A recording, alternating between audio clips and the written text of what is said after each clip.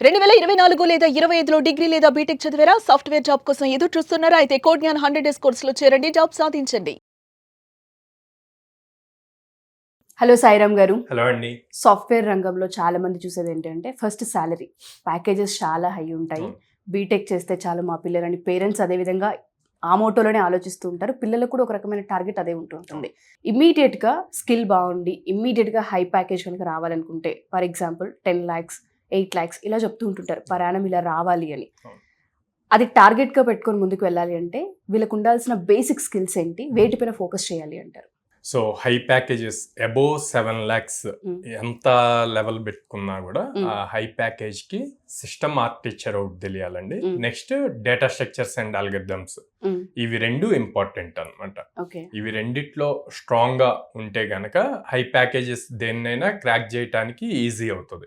అట్లా అంటే regular preparation కి ఒక 10 times ఎక్స్ట్రా కష్టపడాలి దీని మీద. సో రెగ్యులర్ గా మీరు ఫుల్ స్టాక్ ప్రోగ్రామ్స్ కానీ ఏదైనా particular technology Java or Python ఇట్లాగా ప్రిపేర్ అయితే మీకు 4 LPA 5 LPA up to 6 LPA వరకు ఈజీగా క్రాక్ చేయడానికి ఉంటది. కానీ హై ప్యాకేజెస్ అన్నప్పుడు మాత్రం data structure and algorithms, system architecture related బాగా ఫోకస్డ్ గా నేర్చుకోవాలి. సో ఇప్పుడు మనం జావా ఫుల్ స్టాక్ గానీ పైథాన్ ఫుల్ స్టాక్ గానీ వీటిల్లో తీసుకుంటే కొన్ని కాన్సెప్ట్స్ చాలా ఇంపార్టెంట్. లైక్ తీసుకుని జావాకి వచ్చేసి JVM అసలు ఎలా వర్కౌట్ ఉంది అన్నది తెలుసుకోవాలి. లైక్ కలెక్షన్స్ అని చెప్పి ఉంటాయి, మల్టీ థ్రెడ్డింగ్ కాన్సెప్ట్స్ ఉంటాయి, దాంట్లో ఫ్రేమ్ వర్క్స్ ఉంటాయి, స్ప్రింగ్ బూట్ అని చెప్పి. సో ఇలాంటి ఫ్రేమ్ వర్క్స్ అన్ని కూడా అడ్వాన్స్డ్ లెవెల్ ఎలా వర్క్ అవుతుంది, ఈ ఫ్రేమ్ వర్క్స్ నేర్చుకొని ఇంప్లిమెంట్ చేయాలి అంటే అసలు ఎక్కడ implement, A type of problem statement వచ్చినప్పుడు ఇంప్లిమెంట్ చేయాలి అన్నది తెలియాలంటే సిస్టమ్ ఆర్కిటెక్చర్ కూడా క్లియర్ గా తెలియాలి. ఎలా డిజైన్ చేసుకోవాలి ఏంటి ఎంటైర్ ప్రాజెక్ట్ ని. సో అంత హై స్కిల్ ఉన్నప్పుడే మనకి హై ప్యాకేజెస్ కి ఎలిజిబిలిటీ వస్తుంది. అట్లాగే పైథాన్ లో వచ్చేసరికి జనరేటర్స్ ఉంటది, data types, memory handling important, and then frameworks వచ్చేసి జాంగో ఉంటది, ఫాస్ట్ API ఫ్రేమ్ వర్క్స్ ఉంటాయి, జావాలో మైక్రో సర్వీసెస్ అని ఉంటది. సో ఇలా కొన్ని కాన్సెప్ట్స్ పర్టికులర్ గా మనం ఎక్కువ ఫోకస్ చేయాలన్నమాట హై ప్యాకేజెస్ కి. వీటితో పాటు నేను ఇందాక అన్నట్టు DSA data structure and algorithms నేర్చుకోవటం వల్ల ఏమవుతుంది అంటే టైం కాంప్లెక్సిటీని ఎలా తగ్గించవచ్చు అంటే ఇప్పుడు ఒక ప్రోగ్రామ్ రన్ చేసాం అనుకోండి, ఆ ప్రోగ్రామ్ ఎగ్జిక్యూట్ అవ్వటానికి 60 seconds తీసుకుంటే దాన్ని 20 seconds లో ఎలా ఎగ్జిక్యూట్ చేయొచ్చు, కోడ్ ని సింప్లిఫై ఎలా చేయొచ్చు అన్నది డిఎస్ఏ వల్ల పాసిబుల్.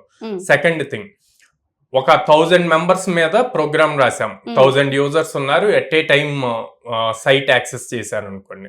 అదే మళ్ళీ ఒక 1 lakh members కూడా యాక్సెస్ చేస్తే ఆ కోడ్ ఈజీగా రన్ అవ్వగలగాలి, ఎలాంటి ప్రాబ్లమ్స్ లేకుండా, బగ్స్ ఏమీ రాకుండా ఉంటాయి. సో అలాంటప్పుడు ఈ డిఎస్ఏ బాగా. ఆబ్వియస్లీ హై ప్యాకేజెస్ ఇస్తున్నారు అంటే లైక్ ప్రొడక్ట్ బేస్డ్ కంపెనీస్ ఉంటాయి, ఎంటర్ప్రైజ్ అప్లికేషన్స్ ఉంటాయి. ఇప్పుడు మనం అమెజాన్ వాడుతున్నాము, మనం ఇక్కడ ఆపరేట్ చేస్తున్నాం అంటే ప్యారల్ గా ఎంటైర్ వరల్డ్ లో కొన్ని మిలియన్స్ ఆఫ్ యూజర్స్ ఆపరేట్ చేస్తారు, దాన్ని యూజ్ చేస్తున్నారు. కానీ ఎక్కడ మనకి స్లో అవ్వదు కదా. సో అట్లాంటి అప్లికేషన్స్ మనం బిల్డ్ చేయాలి అంటే డేటా స్ట్రక్చర్ అండ్ అల్గరిథమ్స్ లో చాలా ఇన్ డెప్త్ నాలెడ్జ్ నేర్చుకోవాలన్నమాట.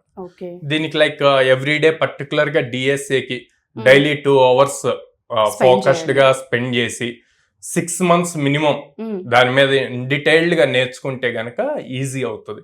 అండ్ వాళ్ళు డిఫరెన్స్ చూస్తారు, రెగ్యులర్ ప్రోగ్రామింగ్ కి డిఎస్ఏ నేర్చుకున్నాక ఆ లాజిక్స్ అప్లై చేసిన దానికి ప్రోగ్రామ్ ఎలా వర్క్ అవుతుంది అన్నది చాలా డిఫరెన్స్ కనిపిస్తుంది.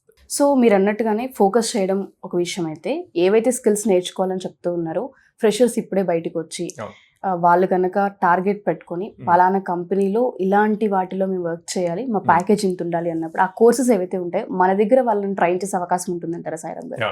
మన దగ్గర full stock, integrated full stock with a and DSA అని, అంటే జనరేటివ్ ఏఏ వస్తుంది, డిఎస్ఏ వస్తుంది, రెగ్యులర్ ప్రోగ్రామింగ్ వస్తుంది. ఎందుకంటే అన్ని లెవెల్స్ ఆఫ్ స్టూడెంట్స్ మన దగ్గర జాయిన్ అవుతారు.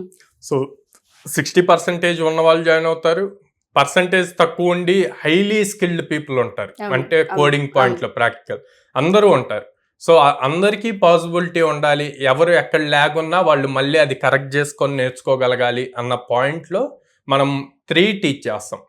సో ఫస్ట్ ఫుల్ స్టాక్ నేర్పిస్తాము, ఆ ఫుల్ స్టాక్లో నుంచి ప్రాబ్లమ్ సాల్వింగ్ ఎలా చేయాలి అన్నది డే 1 నుంచే డిఎస్ఏ కూడా ఉంటుంది, డైలీ 2 hours. అండ్ దెన్ మనం ఏదైతే మొత్తం అప్లికేషన్స్ బిల్డ్ చేస్తామో ఎంటైర్ కోర్స్లో దాన్ని జనరేటివ్ ఏఐ యూజ్ చేసి ఎంత సింపుల్గా చేయొచ్చు అన్నది కూడా నేర్పిస్తాం. Okay. And generative AI use చేసి ప్రాజెక్ట్స్ బిల్డ్ చేయటం కన్నా కూడా మీరు రాసే కోడ్లో హ్యూమన్ టచ్ ఇంపార్టెంట్ అండి.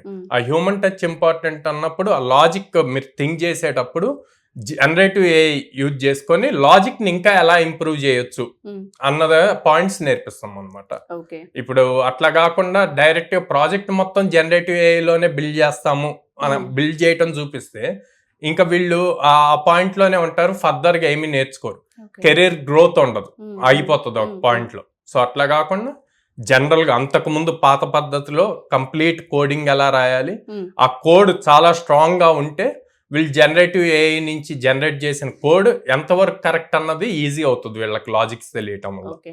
సో డెఫినెట్ గా సార్ మిమ్మల్ని అప్రోచ్ అవ్వాలంటే ఏ విధంగా అంటారు? మన కోడ్ నేమ్ ఎక్కడెక్కడ ఉంది? స్క్రీన్ మీద కనిపిస్తున్న నెంబర్స్ కాల్ చేయొచ్చు అండి, ఆర్ డైరెక్ట్ గా మా ప్రెమిసెస్ కి ఆఫీస్ కి విజిట్ చేయొచ్చు. విజయవాడ మొగల్రాజపురంలో ఉంది, హైదరాబాద్ JN2 మెట్రో స్టేషన్ దగ్గర ఉంది, అండ్ వైజాగ్ లో ద్వారకా నగర్ ఫస్ట్ లైన్ లో ఉంది.